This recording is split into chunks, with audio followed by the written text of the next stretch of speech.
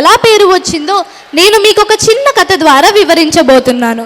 ఒకరోజు గాంధర్వ రాజు కుమార్తె చిత్రలేఖ తన చెలికత్తెలతో కలిసి భూలోక విహారం చేస్తూ ఒక కొలనులో జలకాలాడుతూ ఉంటుంది. ఆ సమయంలో అరుణకేశి మహాముని శిష్యులు అటుగా వెళ్ళడం గమనించి వారు ఆమెని గమనించి ఉంటారేమో అనే అపోహతో వారిని బుద్ధిహీనులుగా జీవించండి అని శపించింది. ఆ శాప వృత్తాంతం విన్న అరుణకేశి మహాముని శిష్యులను ఓదార్చి వారిని సౌభేదికాపురంలో ఉన్న మహాపండితుడైన పరమానందయ్య గారితో ఈ శాపకాలాన్ని జాగ్రత్తగా గడపమని ఆజ్ఞాపించాడు. ఆ శాప వృత్తాంతం వల్ల శిష్యులు చాలా బాధపడ్డారు. తరువాత పరమానందయ్య గారి వద్ద శాపగ్రస్తులు అయిన మందబుద్ధి గల శిష్యులు వారి అమాయకపు 2 సన్నివేశాలను ఒక హాస్య నాటకం ద్వారా 6వ తరగతి విద్యార్థులు మన ముందుకు రాబోతున్నారు. వారిని వేదికపైకి ఆహ్వానిద్దాం. రే, గురువుగారు వచ్చే సమయం ఏంది, మనం నదికి వెళ్ళి స్నానమాచరిద్దామా? అలాగే దేవమూర్తి.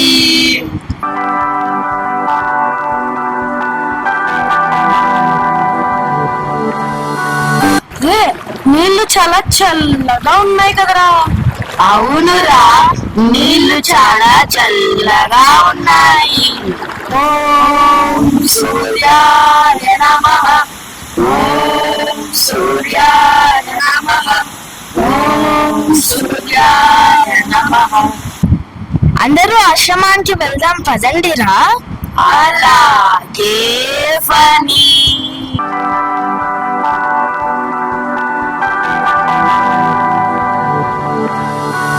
అందరూ ఉన్నారో లేదో ఒకసారి లెంకించి చూద్దామా?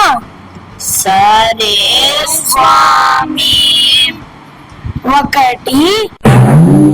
2 3 4 5 6. రే, మనలో ఎవరో తప్పిపోయారా? ముందురా, నీకు లెక్కలే రావు, నేను లెక్కిస్తాను చూడు. 1 2 3 4 5 6. అవునురా, నిజంగానే మనలో ఒకరు తప్పిపోయారా?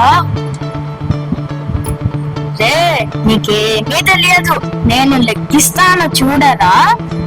1 2 3 4 5 6. అవునరా, నిజంగానే మనలో ఒకరు తప్పిపోయారా?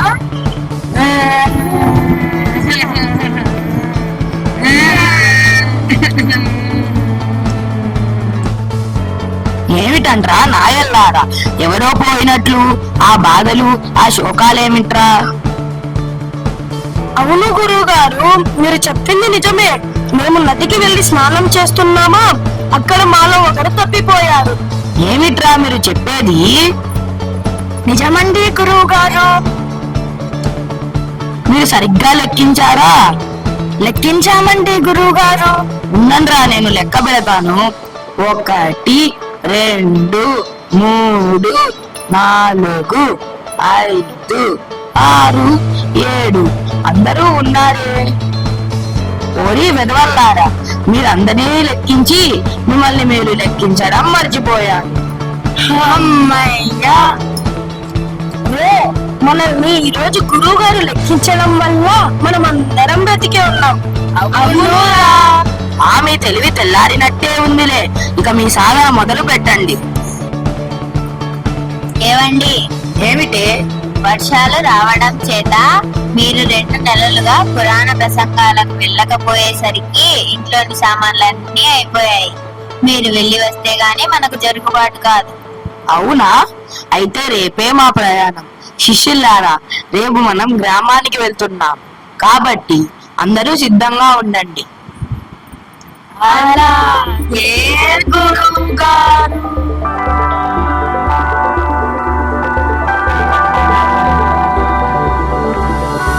గురువు గారికి నమస్కారాలు. నమస్కారం. మీరు చాలా రోజుల తరువాత మా గ్రామానికి వచ్చేశారు. మీరు ఇక్కడ కొద్దిసేపు సేద తీరండి. ఈ రోజు రాత్రికి మీరు ఇవ్వబోయే పురాణాల కాలక్షేపం కోసం మేమంతా ఎదురు చూస్తున్నాము. ఓ ఊరి ప్రజల్లారా, మీకు నా మీద ఉన్న అభిమానానికి మీరు నాకు పురాణాలు చెప్పే బాధ్యత అప్పగించారు. కానీ నాకు ఆ వయసు మరలుతోంది, నేను ఎక్కువసేపు కూర్చోలేను. కానీ నా శిష్యులను తక్కువ అంచనా వేయకండి. వాళ్ళని నా అంతటి వాళ్ళగా తీర్చిదిద్దడానికి నేను చాలా కృషి చేశాను. శిష్యుల్లారా, మీరు వచ్చిన పురజనులకు ఏమి కావాలంటే అది వినిపించండి. నేను వెళ్ళి విశ్రాంతి తీసుకుంటాను.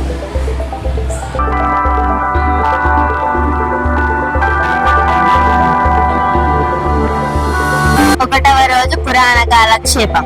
సభకు నమస్కారం. అయ్యోరంటే అయ్యోరే, ఎంత వినయం, ఎంత విధేయత, ఎంత వందనం. సోదర సోదరి మనులారా, నేను ఈరోజు చెప్పబోయే విషయం మీకు తెలుసా? నీకు తెలుసా? మీకు తెలుసా? తెలియదు. అయ్యో, తెలియదు స్వామి. అలాగా? తెలియని వాళ్ళకి ఏం చెప్పినా తెలియదు. ఏమిటి? గురువు గారు ఏదేదో చెప్పారు, కానీ స్వామి ఏం చెప్పకుండా వెళ్ళిపోయారు. గురువు గారికి చెబుదామంటే ఆయన గుర్రు పెట్టి నిద్రపోతున్నారు. ఆయన్ని లేపడం అపచారం, కాబట్టి రేపైనా చెబుతారేమో చూద్దాం. రెండవ రోజు పురాణ కాలక్షేపం. సభకు నమస్కారం. నమస్తే స్వామి. నేను ఈ రోజు చెప్పబోయే పురాణం మీకు తెలుసా? తెలియదంటే ఎంతంటా వస్తుందో. తెలుసు తెలుసు. తెలిసిన వాళ్ళకి ఇక చెప్పడానికి ఏముంది? ఏందిరా, మళ్ళీ ఇలాగే జరిగింది? రేపు కూడా ఉంది కదా, రేపు చెబుతారేమో చూద్దాం.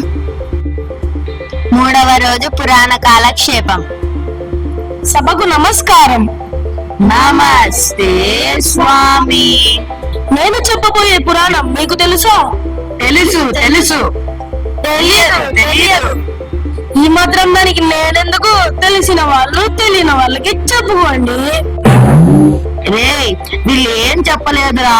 ఈ 3 రోజులు వీళ్ళని అనవసరంగా మేపాం. ఈ రోజు వీళ్ళని చిత్తకొడదాం, పదండిరా. చూడండిరా, గ్రామ ప్రజలు వస్తున్నారు. అయ్యో అయ్యో, కాపాడండి. అయ్యో ఓరి దేవుడా. మా శిష్యులేదో ఘనకార్యం చేసినట్టున్నారు. నేను కూడా పారిపోతే మంచిది. అయ్యో దేవుడా, అమ్మా, అబ్బా. కాసిన్ని జలం పట్టుకురావే. అయ్యయ్యో, ఏమైందండి? ఎందుకలా మూలుగుతున్నారు? అలా వెళ్ళారు, ఇలా వచ్చారు. చెప్పడానికేముంది, చావు తప్పి కన్నులు ఒట్టబోయినట్టుంది నా పరిస్థితి. ఏమైంది గురువు గారు? ఎందుకలా మూలుగుతున్నారు? వచ్చారా? అంతా మీ వల్లే. చేశారు కదా ఘనకార్యం. చీ, మీ మొహాలు నాకు చూపించకండి. ఎటైనా వెళ్ళి చావండి. రే, గురువు గారు మనల్ని ముఖం చూపియొద్దన్నారా? గురువు గారి ముఖం చూడకుండా ఎలారా బ్రతకడం? ఇక బ్రతకడమే వ్యర్థం. ఏ నొయ్యో గొయ్యో చూసుకొని చచ్చిపోదాంరా. లేదురా, ఇక్కడుండే మామిడి చెట్టుకే ఉరేసుకొని చనిపోదామురా. వద్దురా, ఈ కొండ మీద నుంచి దూకి చచ్చిపోదాంరా.